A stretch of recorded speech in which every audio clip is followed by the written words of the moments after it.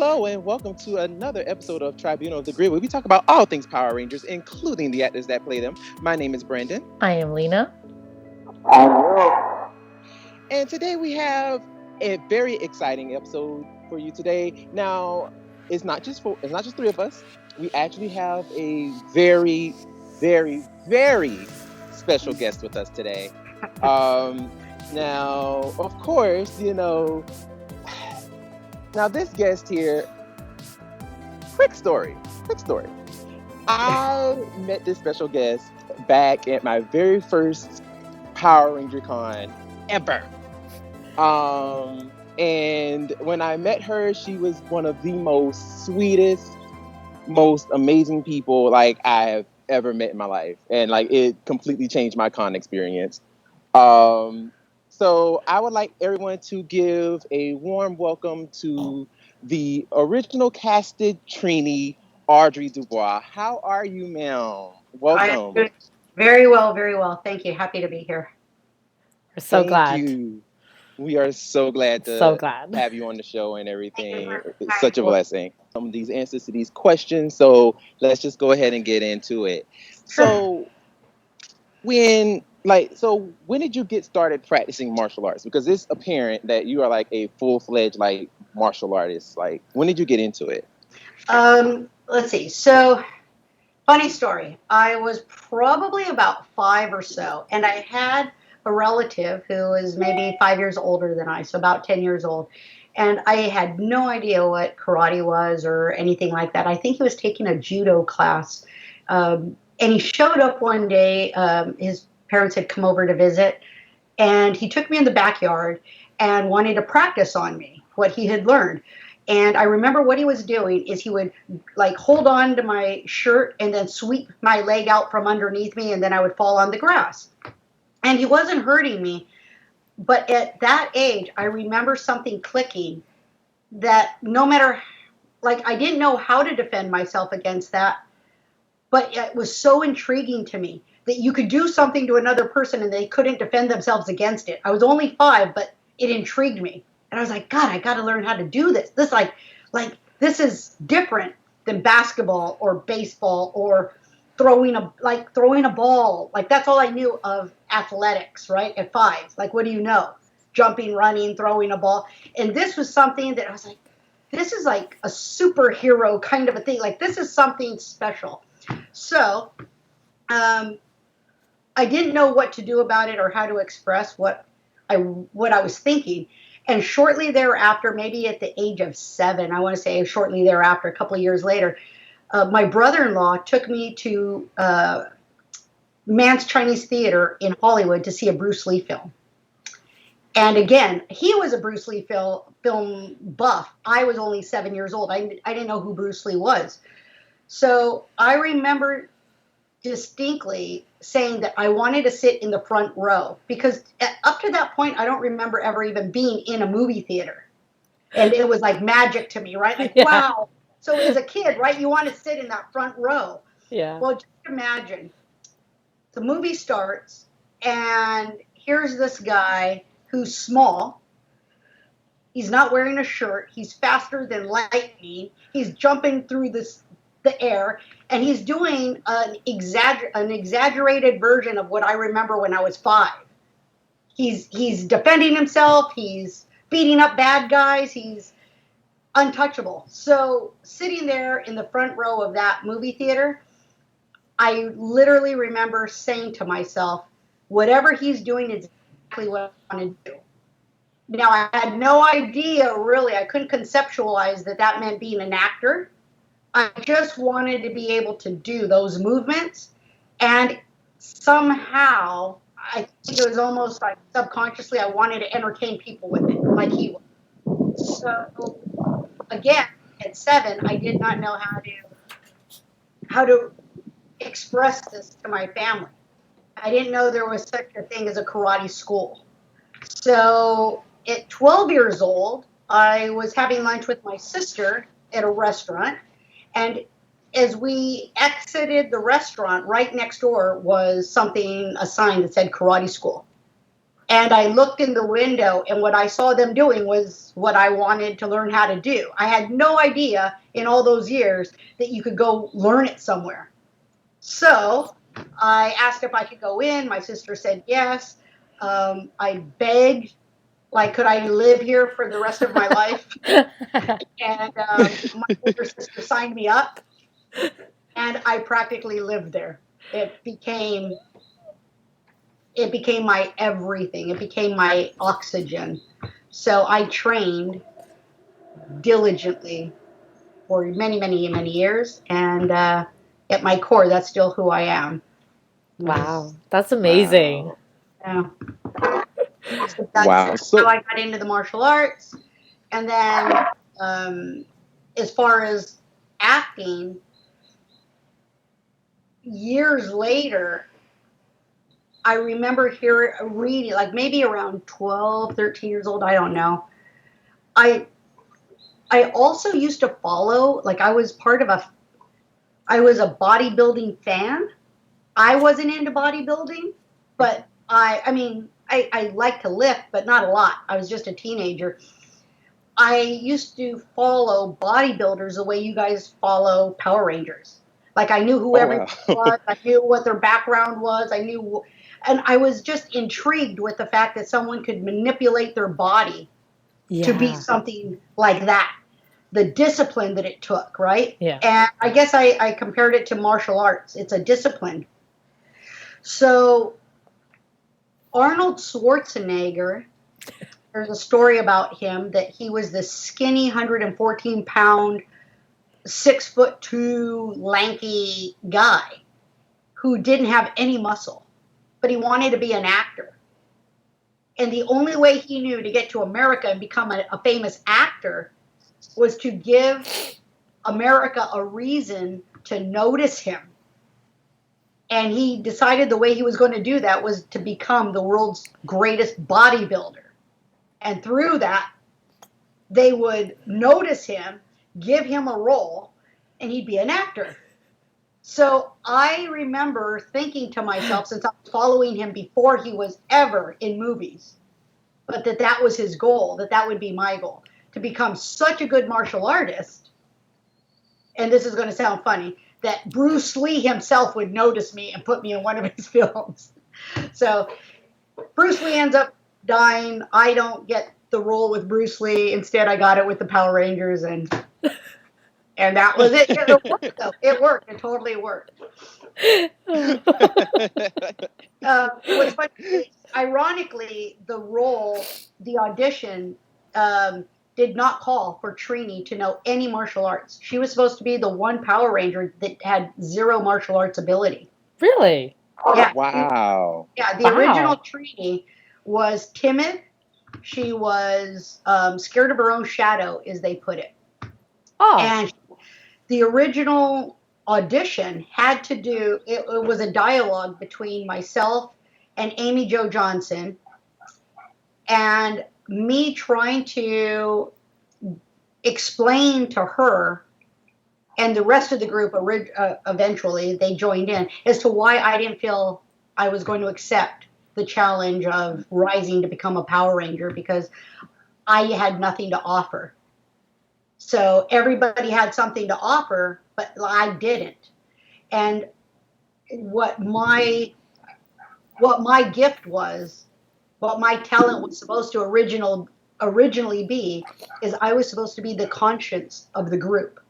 Oh. I was supposed to be the one who, Jason might be the one quick to jump in and want to fight and beat everybody up, and everybody would jump in with him, right? Mm. But I was supposed to be the conscience of the group. Like, whoa, let's slow down and think about this. Because I always found that there should be a more peaceful way. Ah. So Trini was not to know karate. But when I went to the audition, as I was leaving the audition, literally leaving the audition, I'll never forget my hand reaching for the door. And the executive, the original executive producer, his name is Winston Richard. He passed away a few years back. as I was reaching for the door, he said, "Hold on for a moment." He says, "I have to ask you something. Come back." He said, "It says here on your resume that you're a 3rd-degree black belt." At that time, I was a 3rd degree. Wow. And he said, "Everyone in Hollywood lies on their resume. Every actor is a black belt, whether they are or not." He said, "But you went so far to exaggerate and say you're a 3rd degree."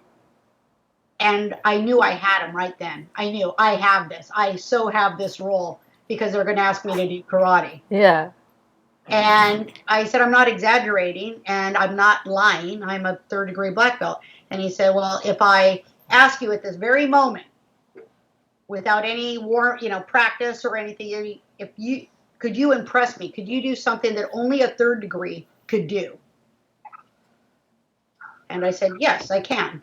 Now, remember that I went in portraying the original Trini, which was supposed to be very timid and scared of her own shadow, right? I was still in character. But in my mind, I was thinking, "Oh, you have no idea." Probably right now. So we're in this small little auditioning, and the producers and the casting agent are behind a banquet table. And I only have so much room. So they said, "Okay, well, go ahead, show us something." So I bow my head, and I literally exaggerated. As I was bowing, I looked like I was scared, like, "Uh-oh, they caught me. I'm not really a black belt. I'm not really, like, oh, I don't know what to do." And then when I came up from the bow, it was pure theatrics. I looked like I was going to kill everyone in the room, like we're talking just boom. I came up and now I'm in like Terminator mode. Oh my God. So then I go into this form we call a kata, which is a pre-imaginary fight, and it's a ballet. It tells a story. So I'm fighting 10 different people at one time. Wow. So the theatrics of that is that if I do it too slow, or I'm not fast enough, or I'm not loud enough, I don't look scared enough, then you're not going to buy it. But for many, many years, I had specialized in doing this. So I did it, and I was really loud. And just full. I just went 0 to 60 in a second. Wow. Now, mind you, wow. I had no idea that the show was going to be a martial arts type show. And they didn't tell me either. So when their mouths were wide open, oh my God, I was just thinking, oh, it's because obviously I'm good at karate. But they were thinking, oh my gosh, this is exactly what we need. So the old Trini, the original Trini, the character went right out the window, and they're like, "Okay, this is going to be the new Trini." So that's how that happened. Wow. So basically you created the Trini character. Yeah, and it was just pretty much me. A lot of the writing they did and whatnot, it was just about that spunkiness and that confidence and that tomboyish and that I'm not ever going to back down from a fight, which in real life isn't me. That's all theatrics. That was all theatrics for the audition. And my public persona kind of might come off that way, but that's not me. I'm not quick to fight, and I'd rather not fight. Wow, that's amazing. Spoken like a true martial artist. Right? Wow. So when you for example, when you got the role of Trini and everything, do you remember what it was like to actually film the pilot? Oh yeah, absolutely. My gosh. Yeah. So let me preface this by saying that everyone who was pursuing getting that audition, us original 5, the other 4 were aspiring actors. I was not. I was not an aspiring actress at all. I was living in Arizona with my boyfriend at the time. I had a life and a career that had nothing to do with Hollywood whatsoever. Wow. And I mentioned to my boyfriend at the time, I had seen an ad for an open audition for something in Hollywood that had to do with the cop. And I thought my ex-boyfriend looked like a cop. And as I read it, I said, "Ooh, you look like you could fill this role." And he said, "Oh God, no, I don't have the personality for that. I could never do anything like that." And I was like, "Okay." And that was the end of the thought. But he said, "You have this like outgoing personality with a big smile I'm surprised you never thought of doing it." And I said, I actually did, but it was never supported. I didn't come from like the type of family that would support going to Hollywood auditions as a kid, you know? Not that they would have really been against it, but I just never knew how to express what I was thinking or feeling.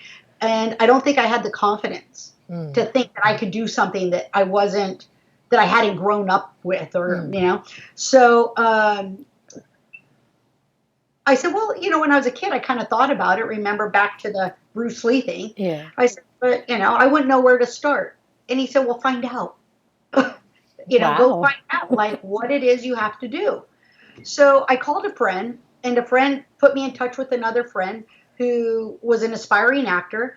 And he said, "Oh, it's really easy, actually. You just go get your headshots, you put together a resume, you send it to the first 20 people on the agent list, and 2 out of 20 ought to call you for an interview, and you just keep going until you get one." No one said, like, this is going to be almost impossible to get an acting role on television. No one said that. I had no idea whether it was hard or easy. So I just thought, since what he told me, okay, it'll be easy. Easy to do, but not to land. And I did it more because my ex-boyfriend made it sound like almost like a challenge, like just go do it. So I did exactly that. And I remember, I'll never forget, within the first 20 names on the agent list, one of them was the Alvarado agency because they're alphabetical. Right? Yeah. And a week later, they called me for an interview. What? I went in for the interview. They were a union agent, which means I'm non-union at the time. Yeah. That they usually never take anyone who's non-union with zero experience. And I was already 25 years old. So that's kind of a little old for Hollywood at that time. And I did the audition, and they literally said, like, "Yeah, you could use some work, but we're going to sign you to a year contract." I was like, wow. So I went back to Arizona, not telling anyone that I lived in Arizona because I knew they wouldn't represent me if I lived out of state. So I immediately went back, and you guys are probably too young. I went and bought a pager. Oh, yes. Oh, no. Yes. We're young enough. We're young enough. So this pager, back then, they had something called a tri-state pager. And I got a 310 area code, even though I was living in a 602. So whenever my agent, shortly thereafter, like 2 weeks later, I got my first audition. And that was for Power Rangers. 2 weeks later. Wow. Zero, like I didn't know what the hell I was doing. Excuse the expression. But I get this text to call. I call my agent. She's like, "Yeah, tomorrow morning at 9:00 you have this audition." And I'm, 5.5, 6 hours away in another state. She had no idea. So, of course, I pack up my stuff. My mom and everybody was still living close to LA. So I just drove that night and went to the audition the next morning, never telling anyone that I actually lived in Arizona. Wow. So they did callbacks for, I think, 2 solid weeks, every single day, which was nuts. So for those 2 weeks, I stayed with my mom, and I just went to the audition every day. Still thinking I might not get this. And quite honestly, I don't know that I really wanted it. I don't remember feeling like I've got to have this. I'm so close. I've got to, like, I think I wanted it just to show that I could do karate. I wasn't really into the acting thing. It was more, I wanted karate. And I didn't think it was going to happen so easily, and it did. I ended up getting the part. So when we did first reads, and we did like the table reads, and we did rehearsals, and we did fittings, I don't know why I was never like excited about it. I didn't understand what the heck had just happened. I wasn't part of the acting world. So at 25 years old, it wasn't like I was overexcited and giddy. I was just kind of like, I got hired to do a job. And not in a million years could any of us, regardless of them being actors, aspiring actors or not, no one knew that this was going to be as big as it was. No one knew that. All of us on the set, I don't remember anybody being like, oh my God, we just landed a TV series. Like, no one did that. No one was like, we used to meet for breakfast every morning. And we never talked about the show. We never talked about the fact that we just got hired as actors or that we were now actors. We never talked about it. It was just kind of like a thing. And when I say a thing, let me try to explain that. It was very natural. We became very familiar with one another overnight. Wow. As if though we knew each other our whole lives. Wow. When we went and sat down for breakfast, just imagine if you were like a world famous actor and you go home and you have breakfast with your brother who's not famous. It would be like that. You just talk about life. You don't talk about your job necessarily, right? Yeah. Right. So I think back now, and I think if I were to get an acting job today, I couldn't contain it. I think I would be so freaking happy and excited and nervous and like, oh my God. But back then, none of us, I don't remember one person being like, holy shit, we just did a TV series for Fox. Not at all. Not at all. So I wasn't excited about landing it. God's honest truth, the day that we were going to start shooting the pilot, I remember being beyond scared. Because I wasn't an aspiring actor and I hadn't had lessons, so to speak, in my mind, I was thinking, so when I'm standing on the set, is this guy who's called the director going to say something that I don't understand in a language that because I remember I did have theater in high school a little bit. Yeah. And, there's upstage, downstage, stage left, stage right, all that kind of stuff. And I thought, so does TV have its own language? And I don't know it. He's going to say something to me and I'm just going to look like an idiot. So I was really, really, really, really nervous and scared, way too much to enjoy the fact that I was being filmed for a television show. I wish that wasn't the case, but that's what it was. I mean, that's fair. Yeah. That's fair because I wouldn't know either.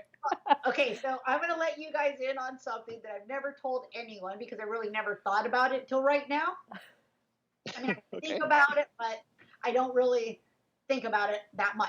But there is a small mark on the top of my lip, like a little scar, and I can't remember what side, just a tiny little mark. And that came from that first day of filming. I got a cold sore on my lip. And you get those from nerves sometimes. If you're really nervous, you break it. So I remember getting this huge freaking cold sore on my lip on the day I was going to film. Oh my God. And oh my God, I wanted to die. So I remember going to the director being like, this is horrible. Like, I can't do this. And he said, it's just that you're very, very nervous. He's like, go to makeup. They'll give you some Blistex or whatever it might be, and they'll put extra lipstick on it. Don't worry about it. And that that one time left a scar because I guess I might have picked at it or something. Wow. So to this day, I still have like this little.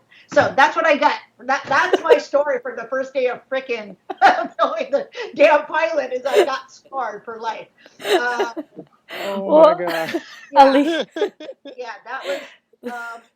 Not to mention, it was a very long day. So here, I never told anyone this one, and I don't know that anyone would ever confirm this or not. I don't know why they would deny it, but we worked. So keep in mind, it's a non-union show, which means there are no rules or regulations. Right.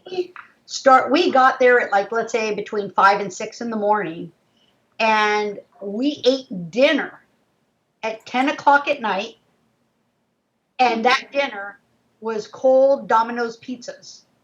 What? And yeah, the actual catering truck that had come to serve us dinner packed up and left because we were not ready to eat when they were ready to serve, and they weren't going to wait around. So they left. They didn't break for dinner because they wanted to get the filming done. So 10 o'clock at night, we're eating. I think it was like between, to be honest with you, like Domino's Pizza used to have, I think they closed like at 10 or something like that. So I think they got the pizzas there by 10, and we were eating closer to like between 10 and 12. We were eating, and we were starving. We were freaking hungry because we had not had anything to eat since lunch. So mind you, it's late at night, you're tired, and now you're stuffing pizza in your face. What's going to happen to you? You're going to want to go to sleep. Yep. Okay? So I don't even know that the others remember this. I've never talked to them about this. We were so tired after stuffing ourselves with pizza, and we still hadn't gone on to shoot the damn, like, control center scene at the end. So we wanted to fall asleep. God's honest truth. I don't know that they remember this. We decided to do like exercises, like we were doing jumping jacks and push-ups, and then we got like punch drunk. Like we were so tired, we decided to do the slapping game where you slap each other. Like I would get like slap one of them, and then he would start laughing because it hurt, and then like, slap someone else. Yeah, because we had to stay awake. Okay, so let's put this in perspective. I'm 25 years old.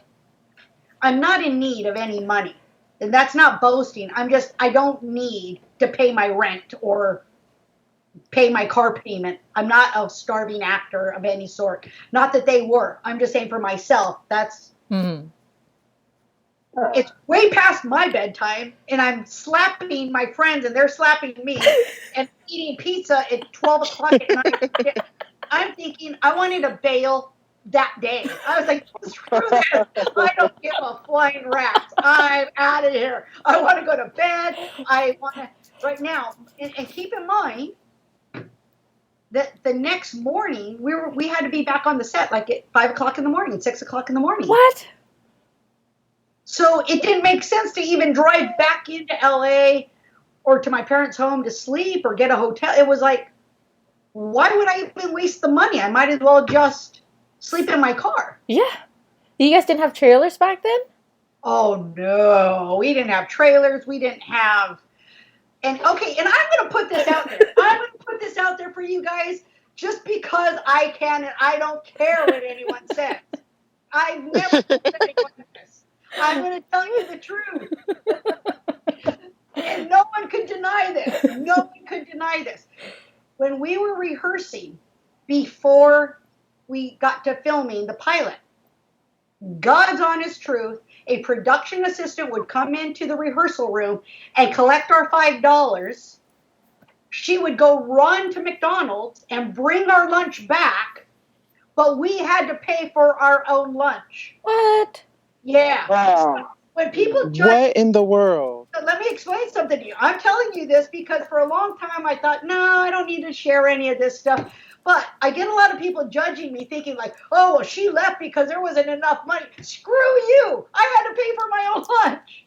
I was getting Domino's pizza for dinner at 12 o'clock at night. No. That's no.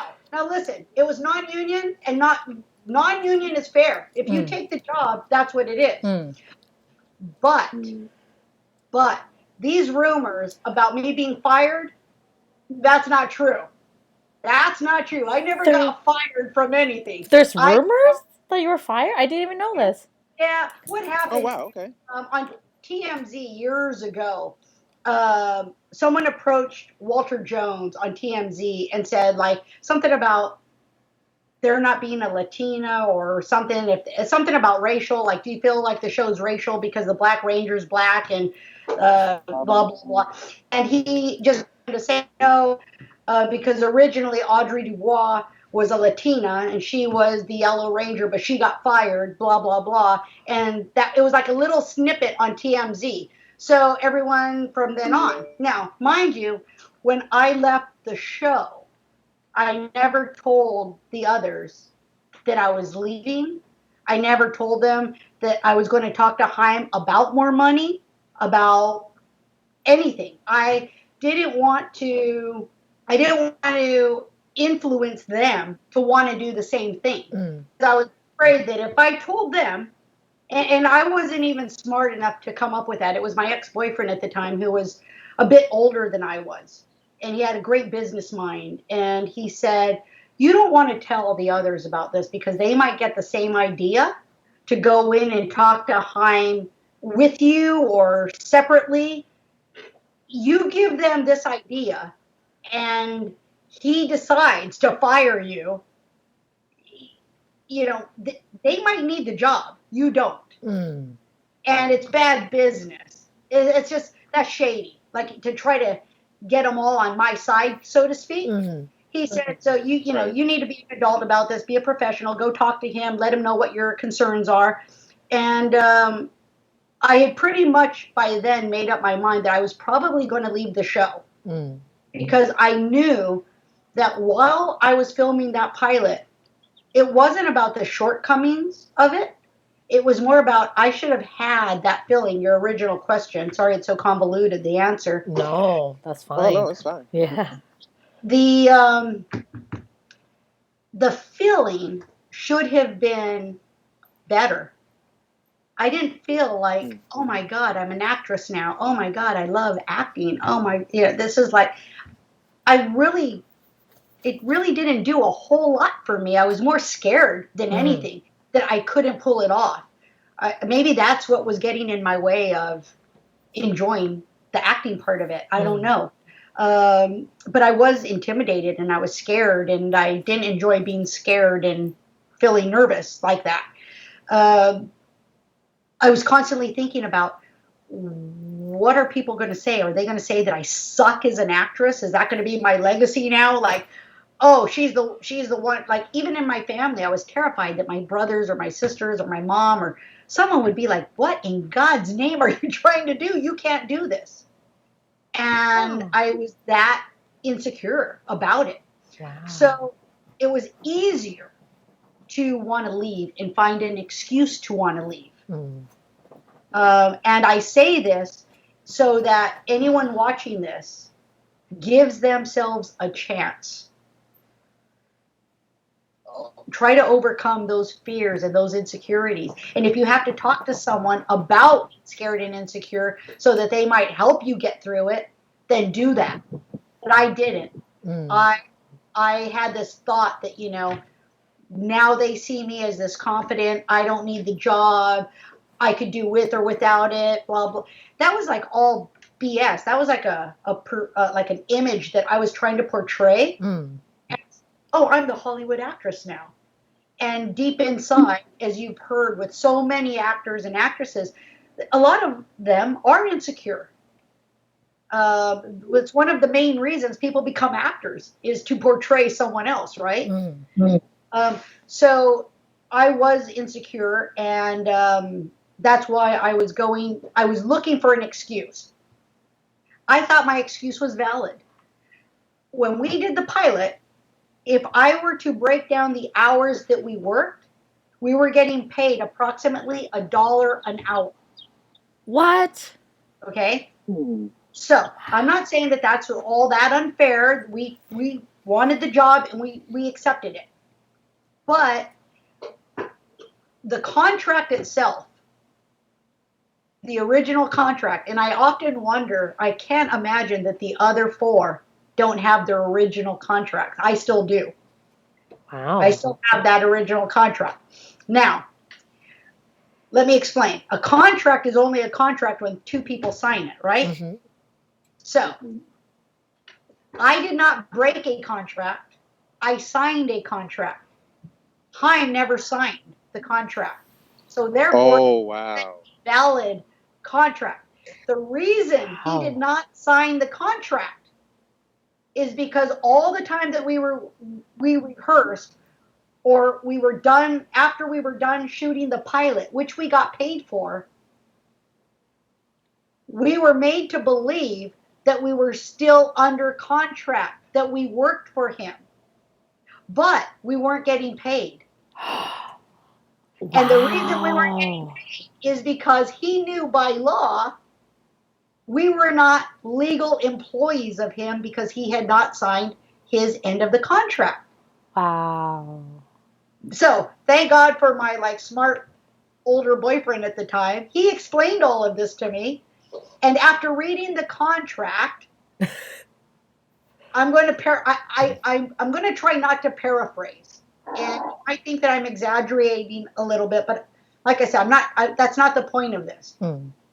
The contract read that if in this lifetime or any other lifetime, on this planet, in this galaxy, or any other galaxy, if life is ever recognized on another planet and Power Rangers are at that time and place recognized as an entity, at that time and place, we as actors will still not be entitled to any royalties.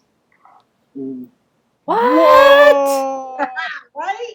What? Right? Oh my God. So me being 25 years old, and I wasn't business savvy really, I didn't know if that meant something or not. But my older boyfriend, who was a businessman, he was 20 years older than me. I remember him laughing and saying, I don't know if this is absolute crazy or if this is genius. He's like, you're screwed forever. Oh my God. And I didn't know what it meant. By that time, I think I was a little bit excited. This is maybe weeks later, a month later. I started to get excited. Yeah, we're going to be on TV. This is cool. So my boyfriend at the time said, okay, after reading this contract, it also included in that contract that we would be doing public appearances. We would be traveling all over the world to do public appearances, publicity stuff for Power Rangers.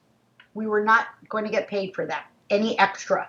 That was going to be, they would pay our room and board, our travel, but we weren't going to get paid to go from state to state to state and do appearances. So my boyfriend at the time said, let me break it down for you. He wrote it all down on paper, said, if you pay your manager, if you pay your agent, if you're away from home all year long, you're living in LA now, you have to pay your own rent, because he lived in Arizona, I lived with him. He's like, obviously, if you're a working actress on Fox, I'm not going to pay your rent, right? That's you have fair. to be able to pay, you have to be able to pay your own rent and these things called food and telephone bills and whatever people pay. So he broke it all down and he said, if you're very frugal, which you're not, you'll save maybe $200 a month. You'll have $200 a month maybe in your checking account after you pay everything. And I thought, that doesn't sound all that appealing to me. I thought the show might go or it might not go. We really didn't know. Nobody knew. No. But the contract also read that if this show did not go, we were still going to be under contract for 5 years. He could use us on any show we wanted or not at all.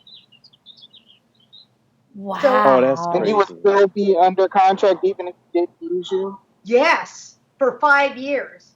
Oh. So then people started saying, like, okay, you should think, Audrey, if this came so easy, maybe something else will come easy. Maybe you could get into the union and actually make some real money and blah, blah, blah, blah, blah. So taking all of that into consideration, God's honest truth, I left because I was scared. That's bottom line. I was like, I don't know what I'm doing. I didn't have confidence to believe that I could actually be an actress. 2, I used the money, which was very valid. You know, so when people say, well, she left because of the money, okay, we could say that. But I want you guys to finally know why. It wasn't like there was, you know, $10,000 an episode on the table, or I asked for $1,500 an episode, and we were being offered $700 an episode. Wow. So I heard that. Yeah. Yeah. So, you know, some people, like I said, they feel like, oh, well, you chose, you know, you left because of the money, and you're crap because of it. Okay, they could think whatever they want, but at least now I've said my piece. You guys know the truth. Mm-hmm. And you know what? Honestly, I would have done the exact same thing because based on what you just told us, you were super lucky that you had someone in your life at that time to really break all that stuff down because obviously, like, you know, we're young. Like, how would we know all these things, right? And this is definitely a brand new language, especially if you're starting out in an industry that you have no idea in, you know? Right. So, yeah. Also, one of the things with that is that when I left, and what ended up happening is I talked to Haim, and if I have any regrets, although I chose to leave, if I could do it all over again, I wouldn't have cared so much about whether or not I was going to make enough money to live. I could have lived with my parents and been just fine. mm-hmm. I wish I would have given myself that opportunity for the experience of it. Not because it became Power Rangers, but I wish that I would have given myself the experience of saying I did a season of Power Rangers or any show. Power Rangers doesn't matter, just any show. Because I missed the only regret I have is that I missed the camaraderie that we had. Remember I told you we used to have breakfast every morning. We really got to know each other, and I think that we genuinely cared about each other. It was weird. It happened quick. And when I left, what I've heard from a couple of them is that when I left, I sort of hurt their feelings because they thought we were closer than that. And I didn't give them a heads up on what was going on. I was there 1 minute, then the next minute, Haim went in and said he fired me, and that was the end of it. And that kind of didn't sit well with them. So since then I have explained, listen, it was a business thing. You know, it was just business. It wasn't anything personal. But if I could do it over, I would have liked to have experienced what it was like to have that kind of excitement with the people that I got to know. That was the only regret. I seriously doubt that I would have lasted more than a season, because 2 and 3 seasons later, it's no secret that they were not treated well financially. They were not compensated for what they had accomplished. Right. And eventually they ended up leaving for the same reason, so to speak, right? So So you dodged a bullet. What was that, honey? In a sense, you dodged a bullet. Because if you would have stayed, you know, it's possible that you would have maybe been miserable, And then on top of that, you would have gotten screwed out of money.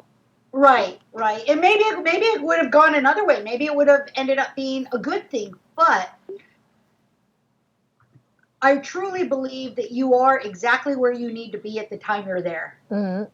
Yeah, everything happens for a reason. I strongly believe that too. Absolutely. So in saying that, I'll go back a little bit. So a little bit of a regret that maybe I just didn't handle it a better way. Another thing I will tell you is that as far as business goes, I was in the right. I had a right to leave because I was not under contract, right? Because Haim had not signed it. No. But being an aspiring filmmaker myself, not that I would handle things the way he did. It worked for him. But he spent, from what he told me, about $250,000 to shoot that pilot. And when I decided to leave, that pilot, back then was on a VHS, was worth nothing because he could not take that to Fox anymore. So he spent $250,000, and I walked into his office and said, I'm leaving. So he was beyond upset about it. Anyone would. $250,000 is nothing to sneeze at. Now he can, but back then, that was a lot of money. Well, he should have signed your contract, but he didn't. Right. So it was business, and I pulled a little bit of a power play. I lost the power play, but I am sorry for doing that to someone who was trying to create something, and I don't really... It was my right to do it the way I did it, but I don't think it was a professional thing. I really don't. I think I should have at least given him maybe a season, and maybe we could have negotiated later. I don't know. But it didn't work out that way. So now you guys know the nuts and bolts of why and how it all happened. Yeah. For me. No, thank you. That's definitely. Yeah. And now it's like, the truth is out there, so people can stop saying that, oh, it was because of this, or oh, it was because of that. Like, now everybody, you have it.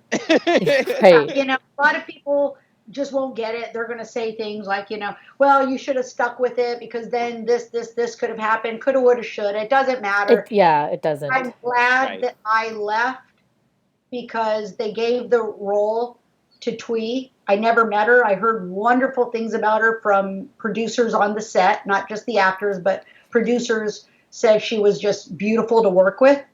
And she did a wonderful job. It was a good thing for her, you know. Eventually, she left because of the money as well. So I don't know what they hate me so much for, you know. But I'm glad that she had that experience because it was it had to have been a wonderful experience to be the Yellow Ranger and to have a million, if not, well, I'm sure millions adoring fans.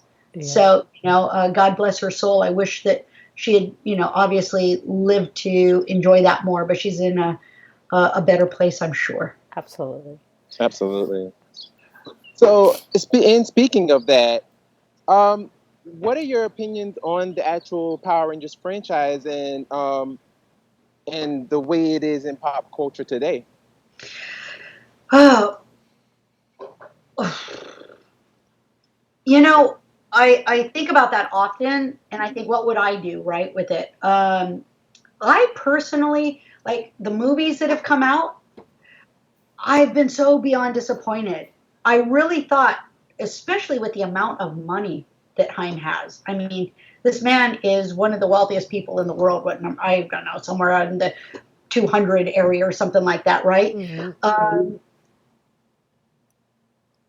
If I had that kind of money, I would love to see a movie made, but a much more high budget film, along the lines of like Iron Man or something like that. Yes. Like pull someone in that could carry the film by themselves. Like someone, I don't know, whomever, Ben Affleck or whoever's hot right now. I don't know. I'm aging myself. I just said Ben Affleck. You're good. You're good. Batman like 50 years ago. That's so funny. I can't believe I just said his name. He just no one else comes to mind. But whoever's hot right now, I would love to see a high budget movie made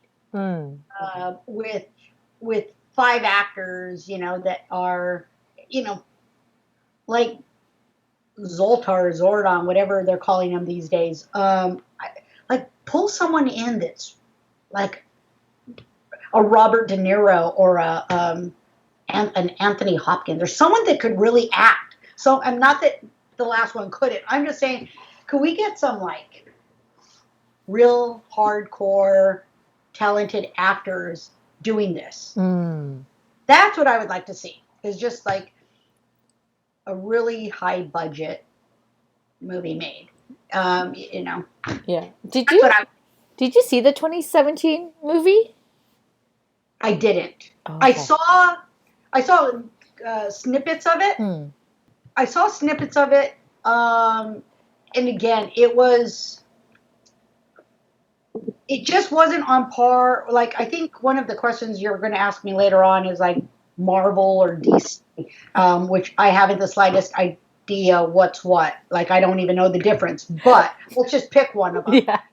Those movies that are made seem to be much higher budget films. Yes. Absolutely. That's what I would like to see. And the reason I would like to see that is because it's freaking Power Rangers. I think that it's owed to them. Like, we're not talking like some little show that just came and went. It's Power Rangers. Everybody knows Power Rangers. Well, some people don't. But I think that if you did a good Power Rangers movie, they're a high budget one with some big names. I think that there would be a lot more people who don't know Power Rangers who would go see that film. Yeah, I agree. Right now, the only people who are going to go see a Power Rangers film are Power Ranger fans. Yeah, that's true. Right? Yeah. That's true. So even on television, it's like, if you're going to do a series, like, okay, it can still be fun and it doesn't have to be that dramatic, but there's so many good series on like Netflix right now or Prime that are well-written, complicated series. They're complex. The writing is deep. And I'm not saying that it necessarily has to be that dramatic. It's just like, can we do something just have some integrity? Yeah, just a little bit more. Like, I would love for my husband to say, hey, let's watch Power Rangers tonight. Not because we're going to go back to the same backflips and the toy stuff, but that done on a more polished, higher level, and at the same time, some complex thinking. I would like to see each show leaving you scratching your head, sitting on the edge of your seat saying, I can't wait till next week. What's going to happen? Yeah. Right? When I watch Power Rangers or I always feel like I know exactly what's going to happen. Right? And I'm not saying that's a bad thing. It's fun. But if I owned the franchise or I could do what I wanted with it, I would like to up it a little bit and make it a little more polished, maybe. You said a lot of stuff that I feel like all of us can agree with. Yeah. It's just, we want to see something more polished, more, because the show has been around for 26 years. And well, actually more than that. I think 28 seasons now. Yeah, about 28 seasons. Yeah, and it's just like we get the same thing. Even it kind of seems like almost the CGI budget has decreased. It's just like things. It just seems like it's steadily going backwards as far as the storytelling. It's just like. The show has been around long enough to feel like, okay, it can grow. It needs to be past this now. Yeah, I think so. I think it could. I think you're right. I think it could grow. That's a good word for it. In your age, one of the things that I think is we get older. I get older. You get older. Okay. Well, I'll I'll summarize this with one thing. So I take my nephew, who's like 10 years old, to the fair. And he's got a few friends with him that meet up with him. And I was very surprised because we don't really talk much about me doing Power Rangers or anything. But for whatever reason, my nephew says to his friends, hey, my aunt was a Power Ranger. And one of the kids said, and I'll never forget this, oh my God, that's so retro. I was like, retro. Wow. Right. That's like their new word now. Like, I'm not even Wow. kidding you. He's 10. And he said, like, that's so retro. I was like, do I slap him or laugh? I don't know. But I mean, so I don't want Power Rangers to be, just retro. I want it to grow. I want it to morph. It's like, come on, guys. Let's. So yeah, retro.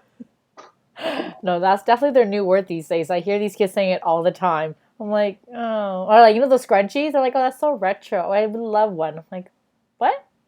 When did that become retro? Right? Yeah. Right. I was like, what?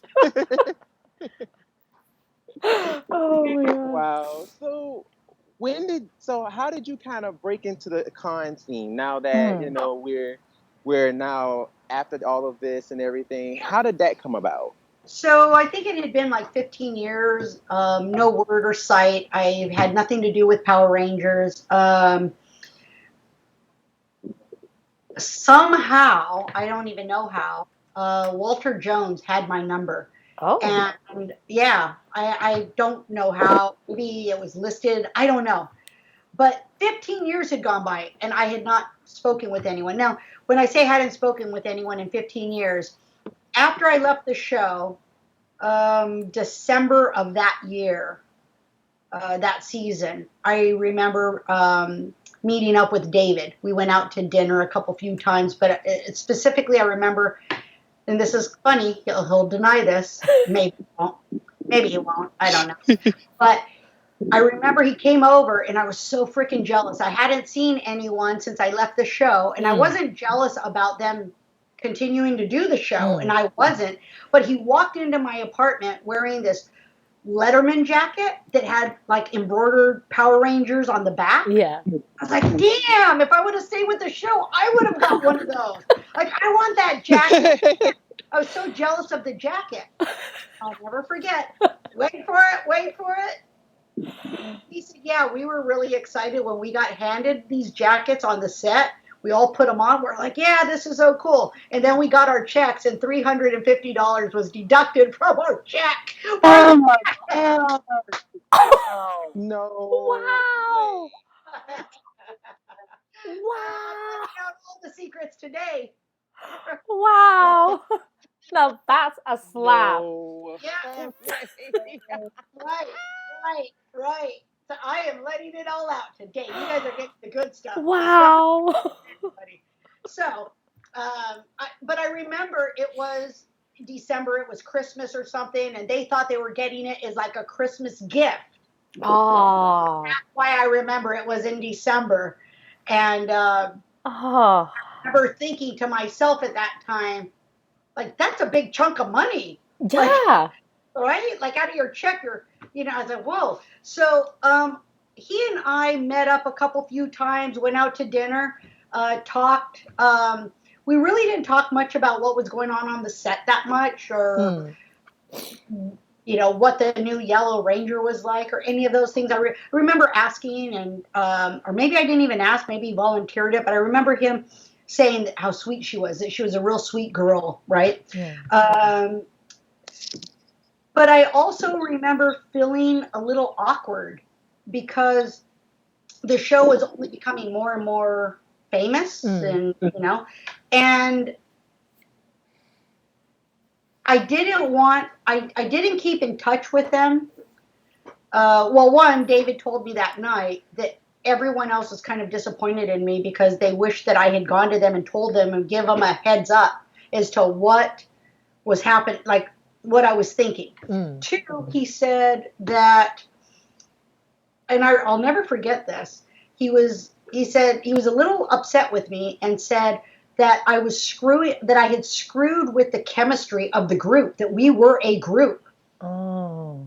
And that was before they really blew up big. Yeah. And I guess maybe he felt like this might not work. And it's because we were a unit and you left. Oh. And I remember thinking, like, wait a minute.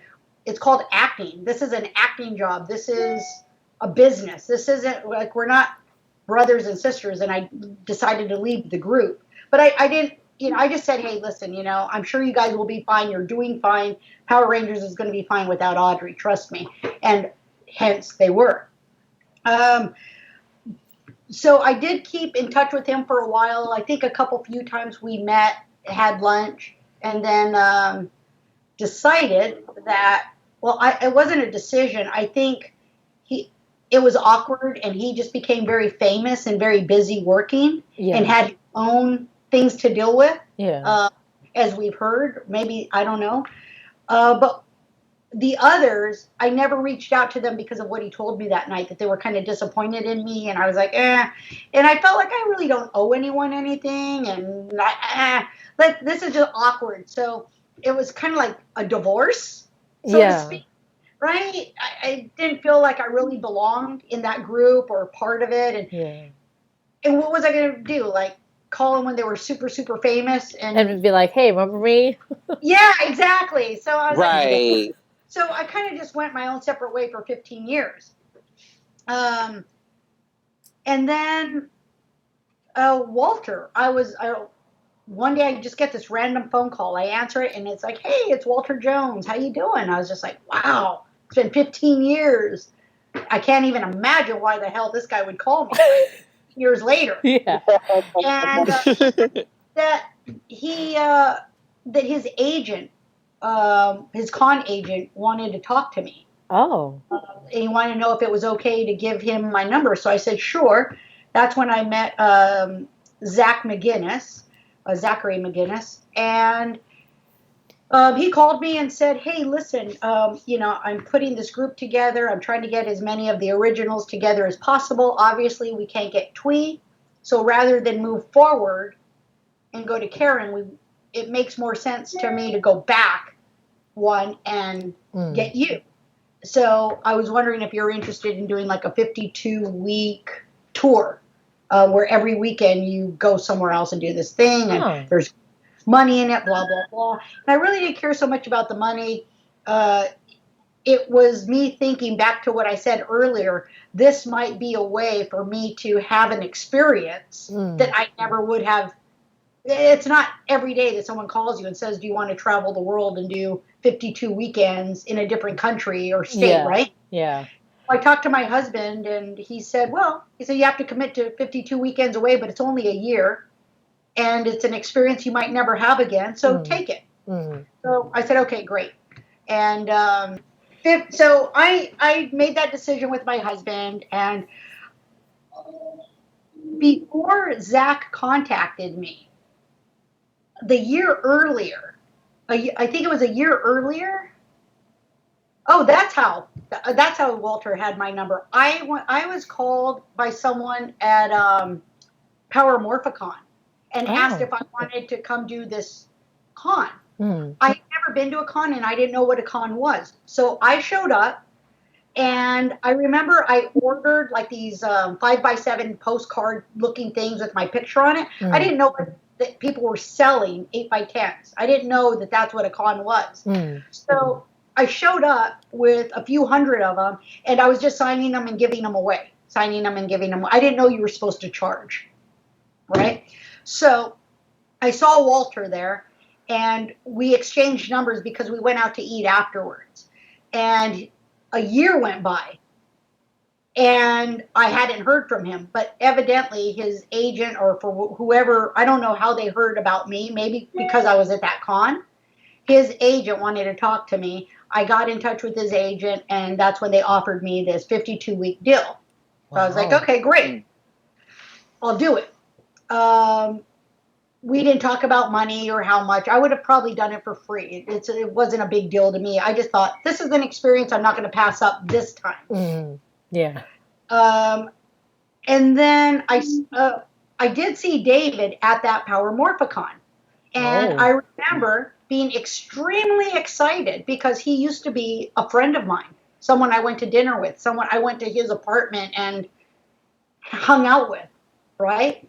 Had breakfast with. I thought, just because we hadn't seen each other, we're still friends or acquaintances of some sort, right? So I remember being really excited and like, oh, I'm going to see David. I'm going to see David. I was more excited about seeing him than I was anything else. So I did see him, and I was very excited, and something was, again, awkward. I thought, oh, maybe because he's famous, or maybe because, I don't know, maybe because I didn't keep in touch. I don't know what it is, but I didn't feel like he was happy to see me. So I was like, this is kind of weird. Okay. Well, I find out later on, a year later, after I told Zach, I'll do this con thing. About 6 months later, I don't know, it was a while. I mean, maybe it was like 6 weeks, I don't know.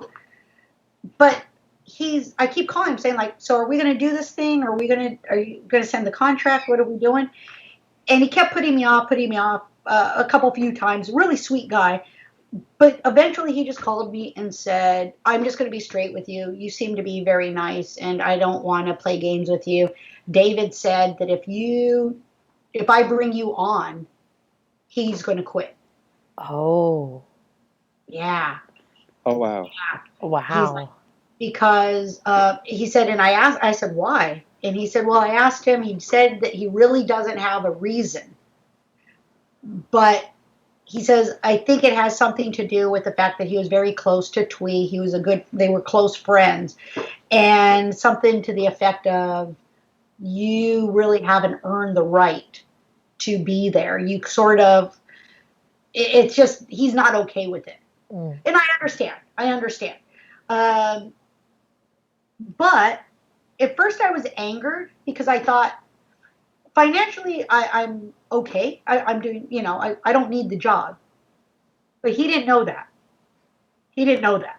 So it's kind of like, you're screwing with someone's payday, maybe.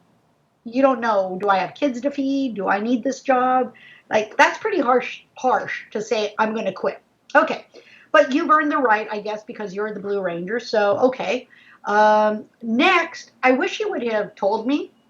I thought that we were familiar enough with each other that he could have called me and said, Audrey, I'm not okay with this. Yeah. It really hurt. It really hurt my feelings. So I did the wrong thing. I went on to social media and I posted a paragraph long, not so nice comment about him saying like, that was a bitch move. And, you're nothing but a sissy, and nothing to do with being gay. It had nothing to do with that. Just, you're a bitch, and I'll beat your ass. I don't know. I said stupid shit. I was like, yeah, I'm the real deal. Like, I'm not freaking actor, martial artist. Like, yeah, like, don't play games with me. I was just pissed off. And again, that's all the insecure Audrey coming out.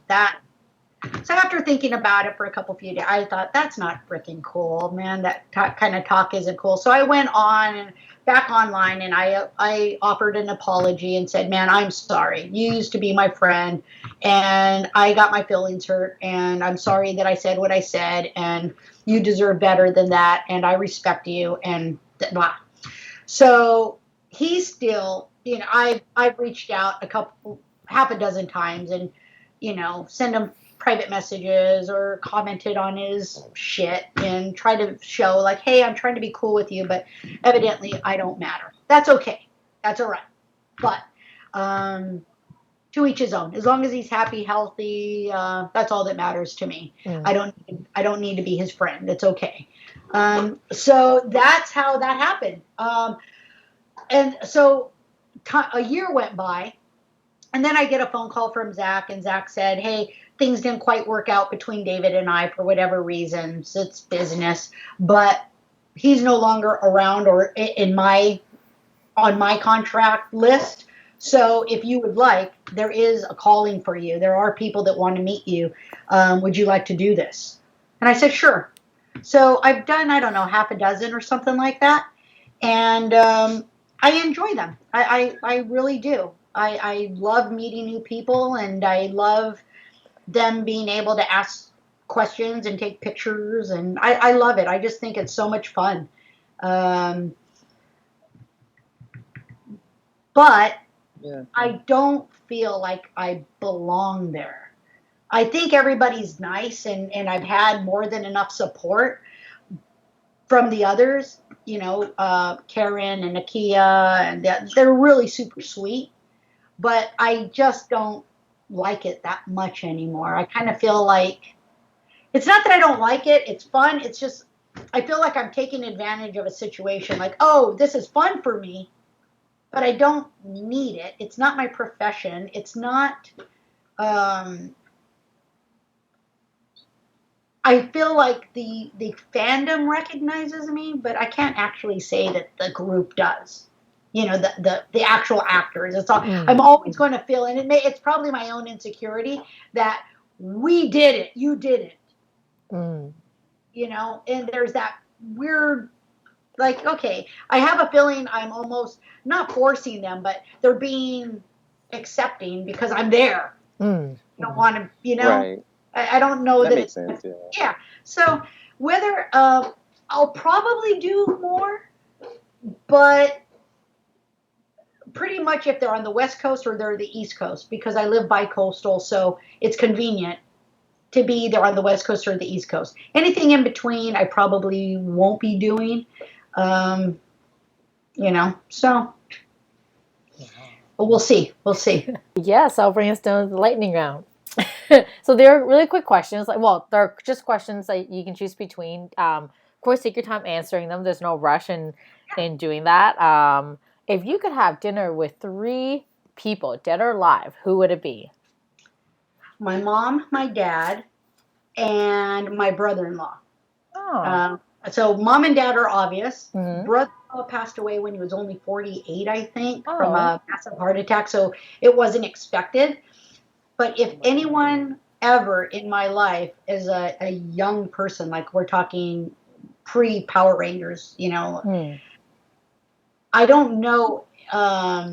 He was someone who really wanted me to reach for the best, like read books, Audrey, and do well in school. And like, you could be so much, you could do anything. And like, he really wanted me to have elevated thinking. Like, he really was that guy that wanted like a lot for me. And when I was a kid, the last thing I wanted to do was read a book.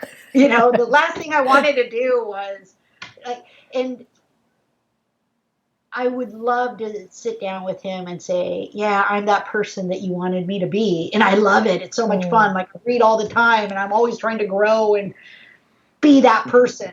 So yeah, and mom and dad are obvious. Yeah, no, that's amazing. If you could have one superpower, what would it be? And you can certainly make one up. All right, so going to sound like a crazy superpower, and it is made up, and I don't have a name for it, but I was thinking about it earlier, and if I could have a superpower, imagine someone like a protagonist and an antagonist, and this antagonist is about to like do a lot of physical harm to this woman, me. And I could stop them and make them see inside themselves. Oh.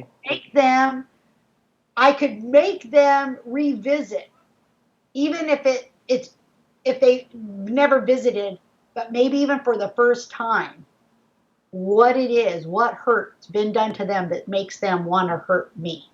Wow. That's deep.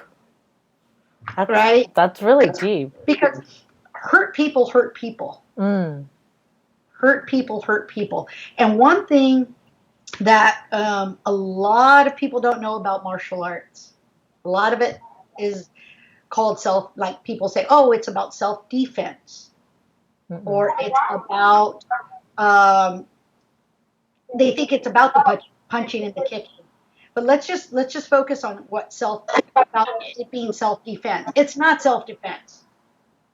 Ultimately, the reason that a martial artist is supposed to train diligently so that you become agile, quick, nimble, balanced physically is so that no one can hurt you physically. There is never a question in my mind as to whether or not you can hurt me and I need to defend myself against you. You can't punch me. That's why I train day in and day out. What's important is that if you attack me, I am supposed to be at such an enlightened state that I stop you as quickly as I possibly can without hurting you. Because I want to stop you from you doing damage to yourself spiritually. Wow. And physically, I don't want to punch you or kick you because that's just inhumane, period. It's just inhumane. Wow. So if I have to, I'm going to take you out or put you down or stop you in one strike because that's the most humane way. So think of it as someone has to put an animal down. They don't kick it and punch it and slap it around. They just not that I would put a bullet in anyone's head. Don't misconstrue this. But they always say it's the humane thing to do. Put the animal down, right? So a lot of people don't know that. What elevated martial arts is not about self-defense. It's about protecting you from doing harm to you, not me. I'm okay. I'm good. So I would love to develop a character that I could, like somehow she could just stop everything and make this person look inside themselves and figure out, like, whoa, what the hell? Oh, yeah, my dad used to beat me. That was horrible. Well, maybe that's why I'm doing this. I don't know how I would write it, but yeah, that's it. That's really cool. If you could live anywhere in the world, where would you want to live? And of course, your family, your loved ones, everyone you want to be with you can move with you.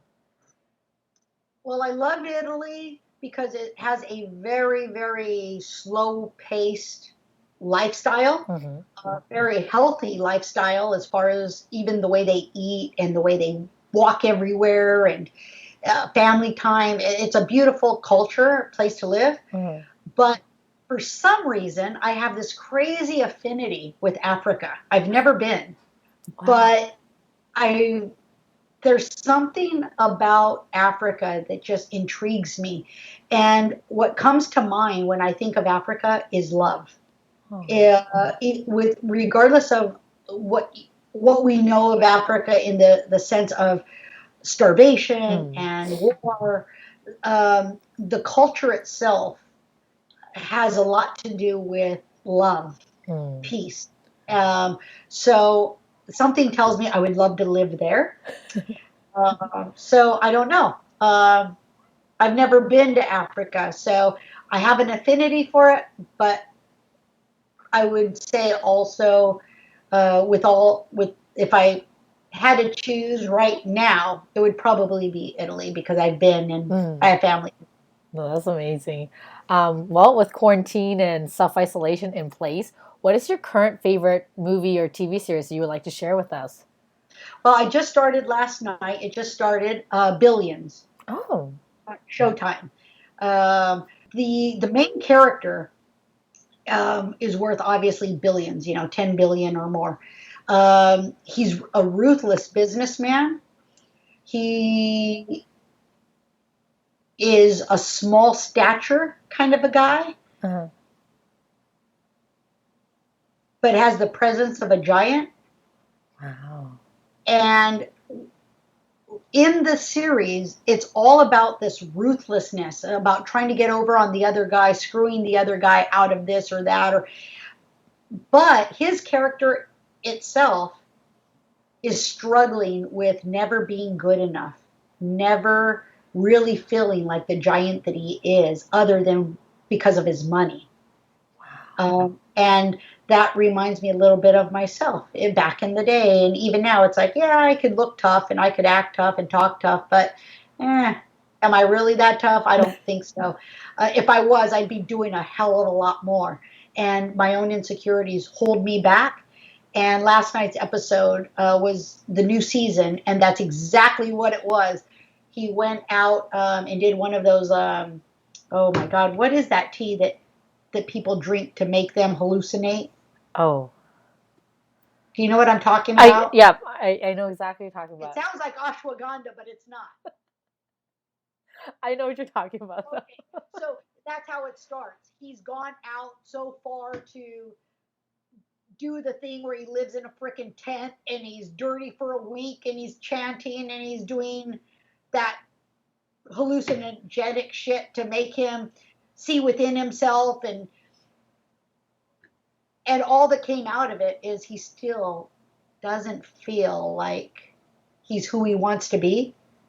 So that's why I love the series. Is I love when people, again, like your previous question, if I had a superpower, I really wish that we would all take time to look inside and ask ourselves, what is it that's going to make us happy? Because if we're happy, then we can make other people happy. Mm-hmm. And, if you're not happy, hurt people. And I just feel like we're on the cusp of a new time. And maybe it's time for us to start taking the attention off ourselves so much and maybe on others. And, but we can't do that until we heal ourselves. So that's why I like that series. And like I said, you could watch the series and go, what the hell is she talking about? But hopefully you'll see in it. No, definitely. I'm going to definitely check that out. Thank you. And my next question is, are you a coffee or a tea person? I'm definitely a coffee person. Yes. I have my coffee here. I keep telling myself every night, I'm going to drink tea tomorrow morning because I'm way too high strung. I'm super hyper. And I always tell myself, like, you're going to drink tea. You're going to be like a monk tomorrow. You're going to be peaceful and you're going to have tea. And it never, ever, ever, ever happened. So I do drink iced tea for dinner. But, I love coffee. You're halfway there, so that's good. No, coffee is amazing. I feel like people that are not coffee people, they're just, no. Well, I also feel that it's got a bad rap. Yeah. Just simply because everyone wants to be like a modern day hippie. Right? Yeah. It's like, oh, it's about tea, it's about yoga, it's like, shut up. Shut up. I could be spiritual and peaceful and drink my coffee. I'm spiritual and peaceful. I just happen to be a little tense peaceful. That's tense good. Spiritual. Right? There's such a thing as tense and spiritual at the same time. Like, I can love you and want to hit you at the same time, as long as I don't do it. As long as you don't kill them. Right? I can freaking want to smack you and love you. I can do that, right? Our parents do it with us all the time. Right? Exactly. It's true. Yeah. That's very, very true. Yeah, I love coffee, and I like vanilla coffee. I like my coffee very strong. I like it sweet. And that's another thing, is I tell myself every morning that I'm not going to put vanilla in it, that I'm going to just go with the vanilla flavored coffee and do without the extra calories. That doesn't happen either. That's great. Why lie to ourselves? I'm the exact same way. If you could be... Don't feel bad about it at all. Yeah. I know. That's the one thing. I feel bad about costing Haim $250,000. I do not feel bad about drinking coffee. Oh, that is the quote of the year. Right? That is. I should put that on a shirt. I would buy it. I would definitely buy it.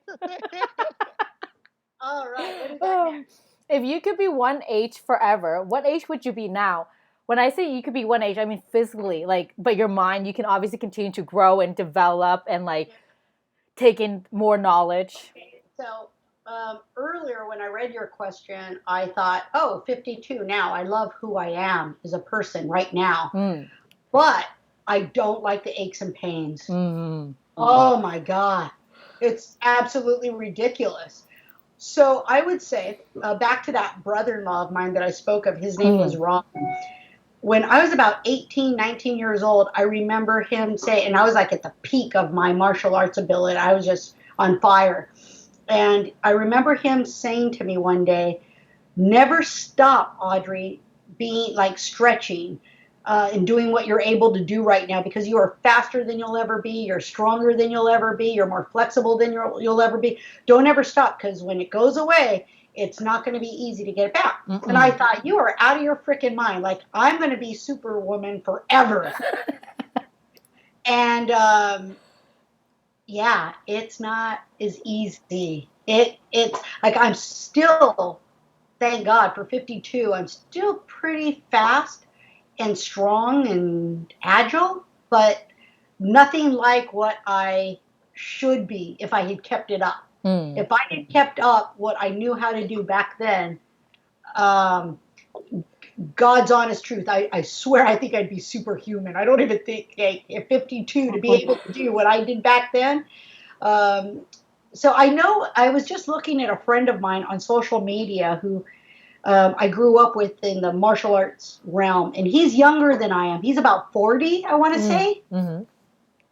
And he's on fire. He still like looks really buff, and he's working out all the time. And I was thinking to myself a couple of nights ago, man, I hope you keep that up, because if you don't, it's gonna suck. Because he looks like $1 million right now. So oh my gosh. So yeah, I would say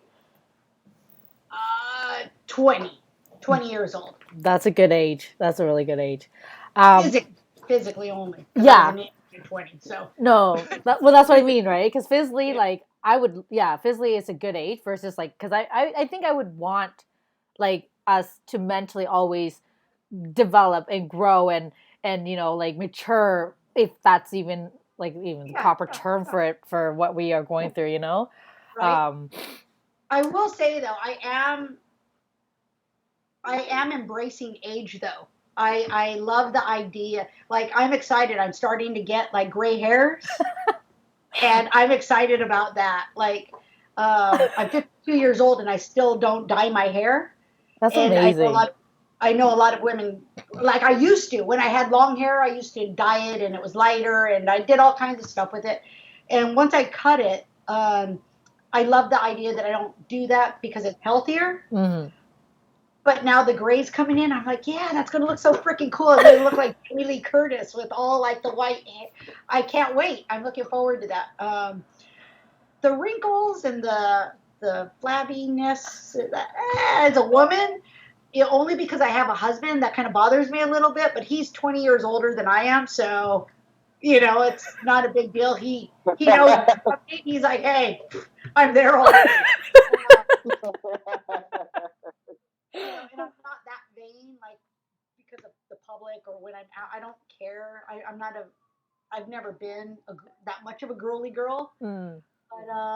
But yeah, I would say if I could be, have the body of a 20-year-old and the mind that I have now. That would be, yeah. No, I agree with that. What would you want? But let me ask you guys a question. Sure. Do you guys work out? Do you do anything to keep yourselves fit?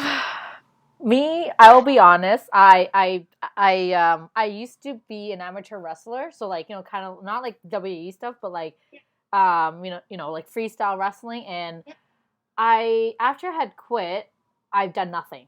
Done nothing, but because of self-isolation, I am getting back to the stretching and all that. So it's funny you mentioned that, because I was like, oh my God, take it from Audrey, do it. Do it. Do what you now. Take it from, I'm 52 years old, and I'm just like, oh my God, I wish I had been more consistent. So it's never too late to start. As a matter of fact, there's a guy that I follow on social media. He's built like a Greek god. He's just perfect. And again, I follow these guys not because I necessarily think, oh my God, they're so sexy. I follow them because I'm just like, it's an amazing thing to be able to do that, the discipline it takes, right? Well, I'm following this guy for a couple of years. All of a sudden, his 72-year-old father competes in a bodybuilding competition. His father was not built. It took him like 6 months. Genetics matter. But his father, at 72 years old, is just rocking it. And I'm like, okay, no excuse. If he's doing it and I'm only 52, there's no excuse. I mean, come on, Audrey. So I'm working. I'm working on it. There's a little happening. It's getting there. It's getting there. More than me. Yes. It's getting there. So anyhow, if you ever want to do a group thing, we'll do it. No, definitely. Oh, that's amazing. For sure. Yeah. It's funny that you mentioned that because like I'm an actor. So like the main thing I really actually want to do is I want to. It's funny that when you were telling your story, I can relate with it a lot, especially with the wanting to be like a martial arts action type of like actor. It's something I've been doing for a while. So like I've been training with actually he used to work as a stunt choreographer, but he became a teacher. And I've been training with him as well. His name is Jack Wayne. So I've been training with him and stuff, but ever since the quarantine, I've just been like sitting in the house. Like I've been trying to stretch, trying to work out. My roommate has a gym at the house, so it's been a little helpful, but it's just like having that drive to actually want to do it is another thing. I will drive you. Trust me. I will drive you. So the way I was trained was absolutely ridiculous. It wasn't like the type of karate school that you see in shopping malls or like in those strip malls. Like, you go for an hour or two a day, and it wasn't that at all. It was some really intense training. So I know how to do the intense training. I can teach you that, right? Some people love it. Most people don't. And then there's everything else. So if you want like to learn how to do it and get pushed hard, and you want to feel the pain and you want to go through all of that, that's great. And then if you just want to learn how to move, there's a misconception. A lot of people believe that, or they've been taught that practice makes perfect. We've all heard that, right? Yeah, well, it's not. Right. It's not correct. Practice doesn't make perfect. Perfect practice makes perfect. Because you could practice wrong for a very, very long time. And in martial arts especially, that could be detrimental to your own health. So if someone says, oh, well, this is how you punch someone in the nose. Well, you better sure as hell make sure that when you punch someone in the nose, it stops them. Because, right? Yeah, because let me ask you, if I punched you in the nose, what's it going to do? It's going to piss you off. Yeah. Right? You wanted to kick my ass before. Now I just punched you in the nose. Now it's like, oh, it's on, right?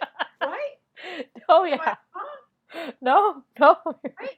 Like, you might be like, bitch, I was just going to slap you, but now, but you just punched me in the nose. Now I am going to beat you. Right? So this is something that really annoys me about martial arts schools. It's not tennis. It's not golf. We're not going to reach over the net and shake hands afterwards. This is fighting, right? If you're going to teach someone to, to punch someone in the throat or kick them in their groin, you sure as hell better do it right. Yeah. Because if you don't, right? And nobody teaches that. Everything's about like, it's all like, oh, do it like this, and oh, wasn't that fun? Like, yeah, but you're teaching this skinny little 7-year-old to punch someone in the nose because he's being a bully. Well, the bully happens to weigh 150 pounds and is 6'2". You think the bully who's 6'2" and weighs 150 pounds is going to let the little guy, who only weighs 100 pounds, punch him in the nose and just go, oh, my nose is punched, I better stop? No, it doesn't work that way in the real world. So if you guys want to learn if you know, like I said, if you want to learn how to just move and to get some aerobic exercise, you want to learn how to stretch, I could teach you that.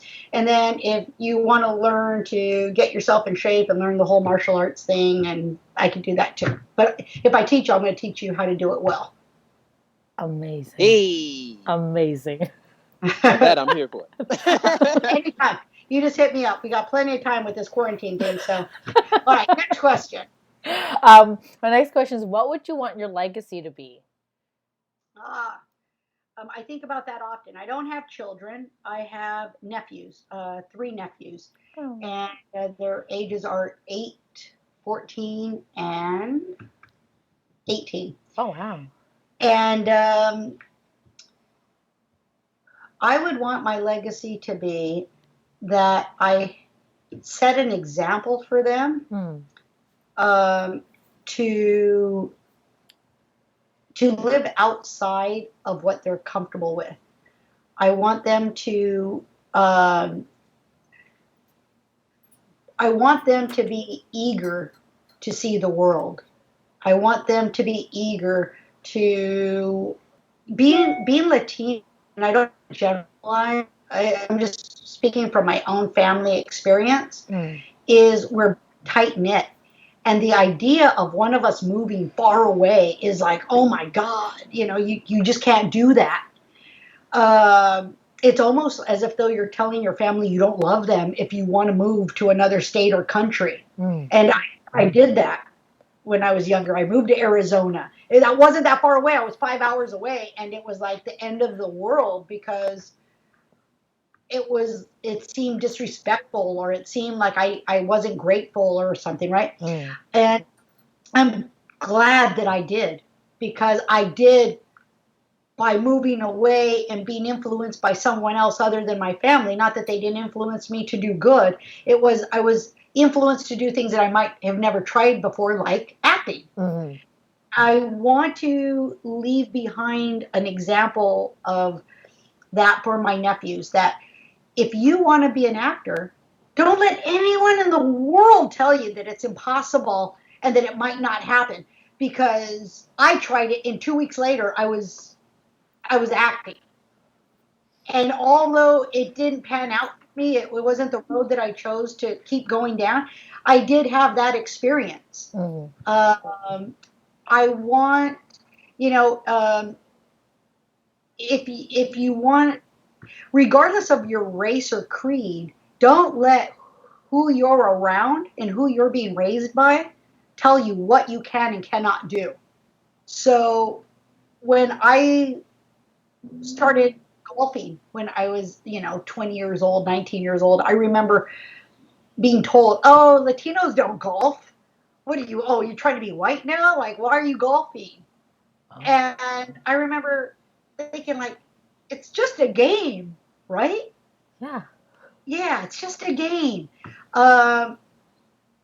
So regardless of what it is, if you want to learn how to surf, learn how to do it. Give it a try.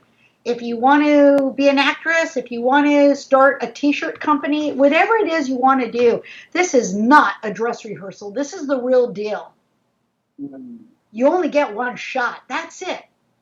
So I want my legacy to be that I could send that message to as many people as possible, and in doing that, help them do whatever it is they want to do, however I might be able to do that.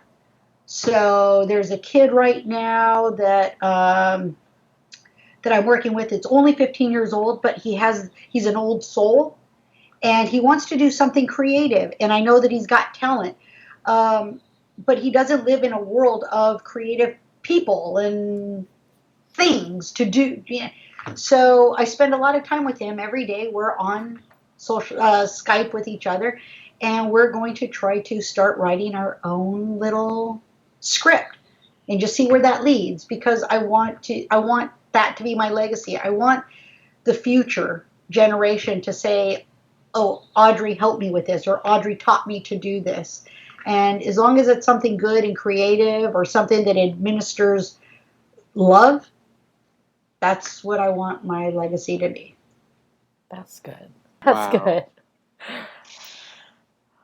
Well, that brings me to my last question is there any future projects that we can look forward to, or that anything you're working on that you would like to share with us? Yeah. So let's see. If I could get out of my own way, then these projects will eventually come to fruition. Um, there's a 9-minute short that I'm working on. Oh. And the cool thing about this short is it takes place in one room. It doesn't leave the room. That was a school homework project when I was in a screenwriting class, and I've written the script.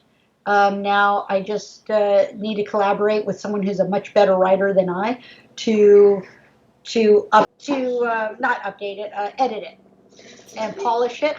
And then once that's done, and I've got the final draft, then I'll shoot it. And I'm excited about that. And then the next project is one that I'm currently writing with this kid that I told you about. Mm-hmm. And that is a fictional character that you guys might like. She's a girl who had the opportunity to do the whole Hollywood thing. Oh. And chooses not to. And she leaves to go live in a monastery and study to become a monk. Oh. And 15 years later, she returns to city life and is only badder, faster, meaner, everything. But she's a monk and she does have that peaceful side to her. Mm. And her daily life is well, you'll find out. You'll find out. Amazing. So we look yeah. forward to that. Yeah, I'm looking forward. Oh yeah. Yeah, I'm looking forward to finishing it. It should be good. All right. Well, definitely keep us updated on that because we'd be more than glad to share it and get the news out there for sure. Yeah, absolutely. And always looking for collaborators. So if any of you are interested in the whole writing thing, or you have input that you like the whole creative process of short series and scripts and stuff, more than welcome to share it with you and collaborate with whomever wants to. That's good. All right now. Cool. Hey. Things happen for a reason, and although this is a really tragic, sad time, a lot of people are losing their lives. I think that I wish that people would focus on the lives that are lost. That's tragic, but they're lost. They're gone, right? But there are still those that lost them that are mourning and grieving and haven't had a chance to do it properly. And I really would hope that each and every one of us would have empathy and compassion for those people and keep them at the forefront of our day. Because if you haven't lost anyone like your mother or your father or your brother, I don't know that we could even imagine what they must be feeling. The idea that I could possibly lose someone that close to me and not bury them or have a service for them in the way that I might want, with unbelievable for me. So regardless of where you stand on whether or not you think things should open up right away or more quickly or not at all, be safe and think of others before you think of yourselves. It's not easy to be told to stay put and to wear a mask and to not be able to do this and that. But again, I live in a country where we're very entitled, and like 4-year-olds, we might start stomping our feet and pounding our fist and saying, I'm over it. I'm over it. Well, listen, if you had a 4-year-old who said he was over it and he wanted to go play in the freeway, regardless of what you said, just because you said not to do it, you would let him do it, right? Because it would be dangerous for him. I think that and again, it's not for you, it's for him. So I would like to leave you with that please keep in mind every day that if you want to try to better yourself, the way I find from experience that I feel good about me is when I take the attention off of me and my problems, and I put them on my attention and focus on someone else who has a problem or a need. And that's what I would wish for you, because I guarantee you'll only like yourself that much better for it. Wow. Wow. Well, that's definitely a wow. Mm-hmm. That was a great last word. Thank you. Thank you. Thank you for having me. God bless you guys. Be safe. Consider this the beginning of a very long friendship. I'm always here. The website is easily remembered, audrimarchionno.me, M-E, not .com, but .me, M-E. So audrimarchionno.me is my website. And everything from email to phone numbers and social media and everything is listed on that website. Wow. Well, thank you so much for just being a part of the show, and just taking time out of your day to come and sit down and talk with us. I can't speak for everybody else, but I definitely enjoyed it. I loved it. Glad you did. I'm a little long-winded, I know. No, it's great. It was somewhat It complicated. was fantastic. That's the coffee. No, thank you so much. No, I definitely enjoyed it myself. It gave me a whole new perspective on a lot of things. Not that it's a bad thing. Like, it's just That's good. You know what? Today's your day. Make the best of it. Just make the best of it. Make it a good day. Make it a good day. You know, do what makes you happy. Share some of that with someone else. Be healthy, happy. You know, enjoy the miracle of life itself.